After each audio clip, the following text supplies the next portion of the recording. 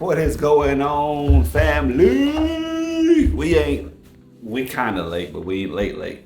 You think this little thing be open all up in there? Anyways, day 101 with Jesus. Day 101, freedom. And day 2 of SLC. Yeah. I didn't put that in my last one. Oh, it is what it is. I say day 2, but realistically, I didn't go to the gym this morning. I ain't gonna lie, I feel like crap right now. Like, I don't think I'm trying to get like a head cold or sick. But like I said, my main goal with the gym was to go 5 days out of the week. So I would have to go tomorrow all the way to Sunday, which is something I already planned to do anyway. So we're all good. Second day on that one, and 101 on freedom and 101 with Jesus, bro. And let's go. I ain't gonna lie, I'm pretty proud of that for sure. Okay, we are on the book of Matthew, of course. Matthew today. Let me see. Okay, yeah. Matthew 16. Leaders demand a miraculous sign. One day, the Pharisees and let me play this on 16. Chapter 16. Leaders demand a miraculous sign. One day the Pharisees and Sadducees came to test him. Oh, I would have got that. I would have got that so wrong. So one day the Pharisees and the Sadducees, I was gonna say Sadducees. Sadducees, bro.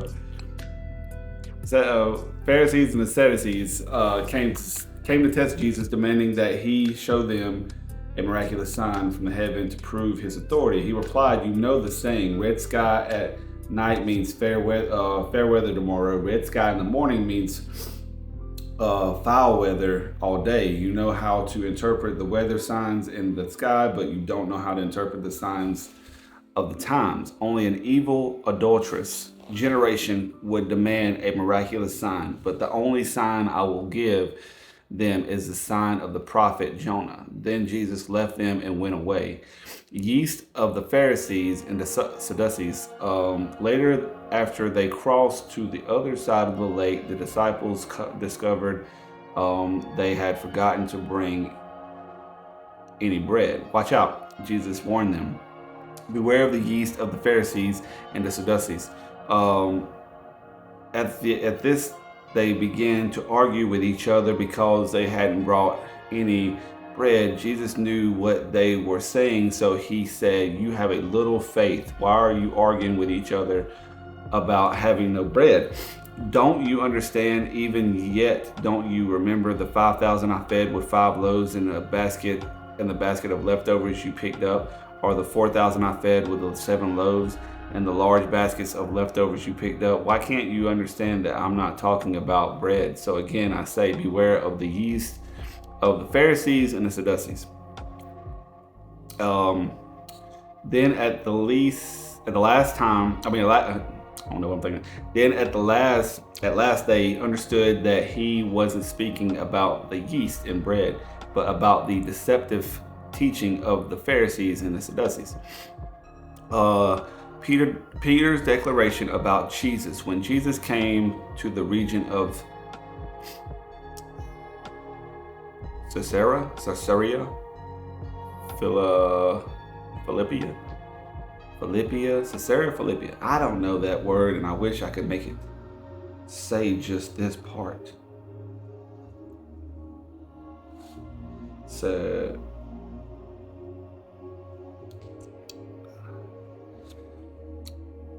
oh my God, bro, this is annoys the crap out of me. So it looks like it's Caesarea Philippia. I'm gonna come back to that. Matter of fact, no, we're not. We're gonna see what it says right now. It is.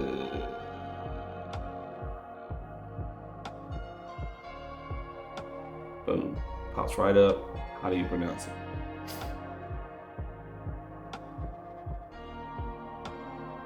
Okay, let's hear it. This one. Caesarea Philippi. Caesarea Philippi. I was actually close. I said Philippia. Caesarea Philippi. He asked his disciples, who do the people say that the Son of Man is? Well, they replied, some say John the Baptist, some say Elijah, others say Jeremiah or one of their other prophets. Then he asked them, but who do you say I am? Simon Peter answered. Simon Peter is one name that it sounds so strange to say it, like Simon Peter. Like, I don't know why. I think because it's the fact of like, I don't know.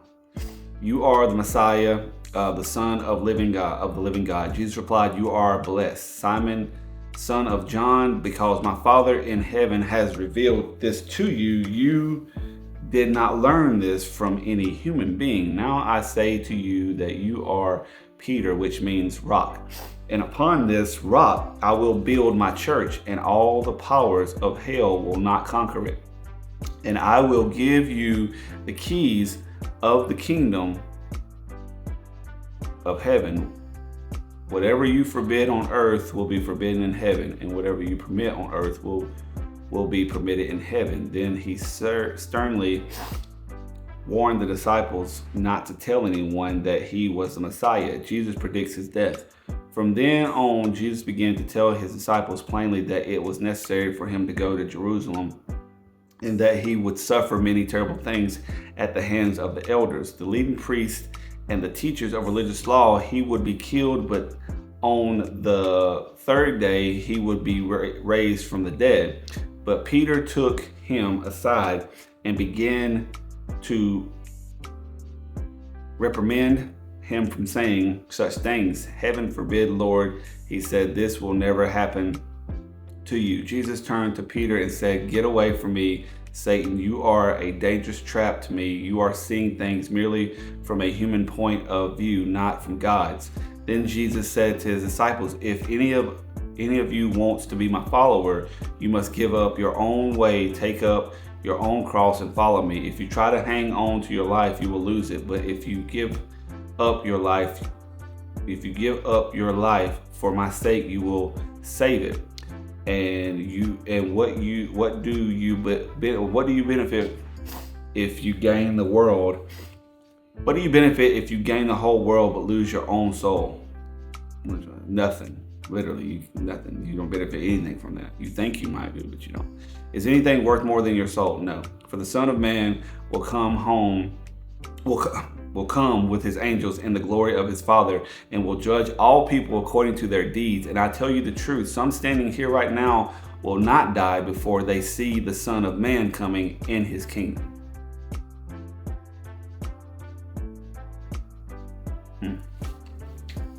Jesus predicts his death in a lot of these, and so far and everything. I think he done it in Luke. I think he done it in John. And now he's doing it in Matthew. Tell me who's greater than a person that can predict their own death and knows who's going to take them out and knows who's going to harm them and knows who's going to do them dirty, but still loves them. And it don't bother him at all. That right there will never...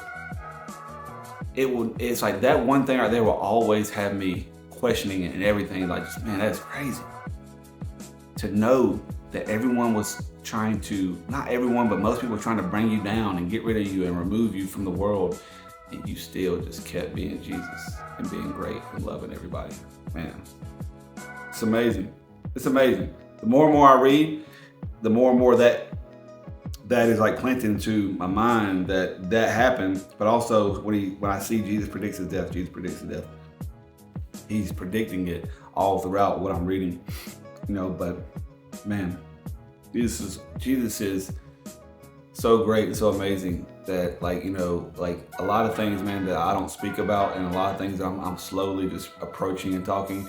Eventually, like I said, there was multiple things where I was talking about in certain episodes of like just talking to you guys about certain things and showing you guys certain things and speaking on certain situations. And as I get to these points where I think, it's coming to a time eventually I'm going to open up more and more about these, it's just like I can sit here and say through everything that I'm going through, and everything that I've been through, I never was alone through any of that, even when I thought I was.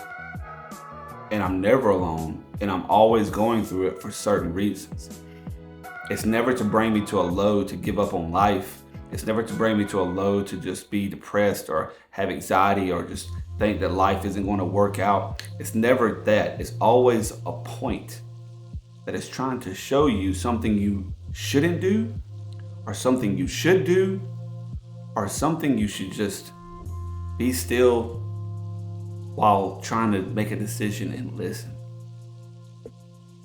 And you'll hear the right decision, or your gut's going to give you the right decision, aka God. He's going to give you the right answer. He's going to come to you and tell you that, hey, this isn't a good idea. Oh yeah, this is a good idea. Or do you trust me? Then ask no more. Little things like that, man, that I could say, like, through everything, he's had my back. And for anyone that just stumbles upon these videos, bro, and just gets to this point, he's got your back too. He ain't just looking out for me. And it ain't all rainbows and sunshines over here. Trials and tribulations happen to us all. Some of us do have the courage sometimes to speak up, to share with others, so others understand that they're not in the world alone going through these certain things. And some of us don't have the courage, but that's okay, because some of us don't understand that the things we go through in our life, one, I feel like was probably, the bad things was probably for us to be broken down and resculpted.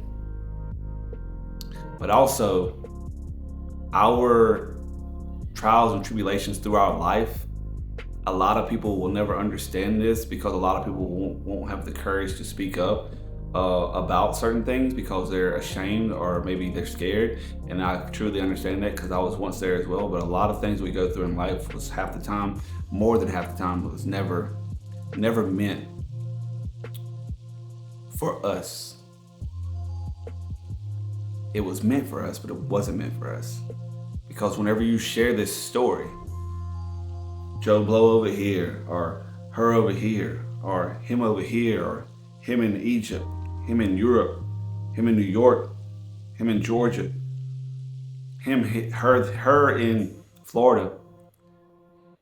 Our story half the time was meant for someone else's hearing, or meant for someone else to hear, as well as meant for someone else to hear to provide a breakthrough to them, to provide peace, to provide freedom. A lot of people are chained to that trauma. A lot of people are chained to a lot of things that they deal with in life, and they think there's no escaping it. And your story might be the change that they thought would never happen.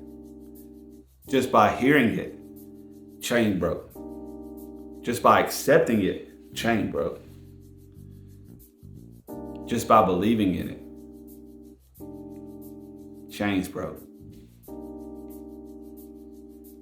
Don't hold your stuff in and drown yourself with the traumas and the depressions and the things that you went through in life. Speak up, share it to someone, because I can promise you, I can about 100% promise you, you're not alone in all these things that you deal with, and all these things that you've done dealt with. You ain't alone. Don't ever think that. Ever. Love yourself and thy neighbor, without a doubt, and with a smile on your face. Peace, love, and happiness. Big faith.